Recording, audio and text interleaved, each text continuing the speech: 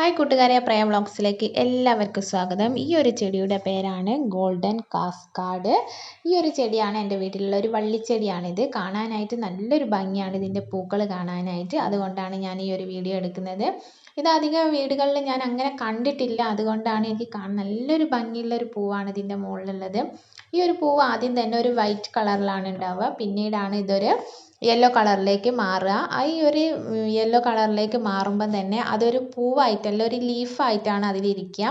അത് 2 മാസത്തോളം ആ ഒരു ലീഫ് കൊഴിയാതെ നല്ലൊരു ഭംഗിയായിട്ട്, ഒരു പൂവിൻ്റെ പോലെ തന്നെ നല്ല ഭംഗിയായിട്ട് തന്നെ ഈ ഒരു വള്ളിച്ചെടിയിൽ അത് നിൽക്കുന്നതാണ്.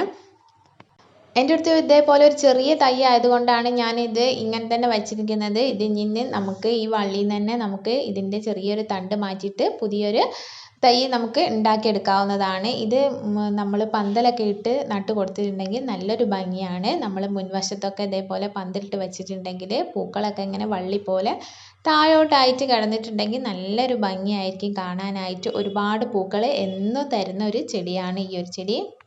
ഇത് നട്ട് കൊടുക്കുമ്പോൾ നമ്മൾ സാധാരണ പറയും പോലെ മണ്ണും ചാണകപ്പൊടിയും കൂടെ മിക്സ് ചെയ്തിട്ട് നട്ട് കൊടുത്താൽ പിന്നെ ഇടയ്ക്കുള്ള വളപ്രയോഗത്തിൻ്റെ ആവശ്യമൊന്നുമില്ല. പിന്നെ ദിവസം ഒരു നേരം ഒന്ന് നനച്ച് കൊടുത്താൽ മതി. പിന്നെ ഇത് ഓവർ വെയിലുള്ള സ്ഥലത്ത് നിന്നാൽ തന്നെ പൂവ് ഉണ്ടാകുന്നത് അങ്ങനെയൊന്നുമില്ല.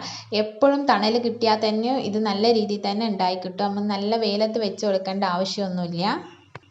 ഈ ഒരു വള്ളിച്ചെടി നമുക്ക് ചട്ടിയിൽ വേണമെങ്കിൽ നട്ടുപിടിപ്പിക്കാം, അല്ലെങ്കിൽ ചാക്കിലോ അല്ലെങ്കിൽ നിലത്ത് നട്ടാലും നല്ല രീതിയിൽ തന്നെ ഉണ്ടാവും. എവിടെ നട്ടിട്ടുണ്ടെങ്കിലും നല്ല രീതിയിൽ ഉണ്ടാവുന്ന അതിൻ്റെ വേരുഭാഗം മാത്രം അങ്ങനെ ഒരുപാട് വണ്ണത്തിൽ അങ്ങനെയൊന്നും ഉണ്ടാവില്ല. അത് എൻ്റെ വീട്ടിൽ ഇതേപോലെയാണ് ഉള്ളത്. പിന്നെ ഞാൻ ഒരു സ്ഥലത്താണ് ഇത് കണ്ടിട്ടുള്ളത്. അവിടെ അതേപോലെ ഒരുപാട് വണ്ണത്തിലല്ല, എന്നാൽ കൂടിയും ഒരു ചാക്കിലോ ചട്ടിയിലോ നട്ടിട്ടുണ്ടെങ്കിൽ നല്ല രീതിയിൽ തന്നെ ഉണ്ടായി കിട്ടും. ഒരു 10 ഇഞ്ച് വലിപ്പമുള്ള ഒരു ചട്ടിയിൽ നട്ട് കൊടുത്താലും മതി. നമുക്ക് നല്ല രീതിയിൽ ഈ ഒരു ചെടിയെ നമുക്ക് നല്ല പൂന്തോട്ടമാക്കി മാറ്റാവുന്നതാണ്.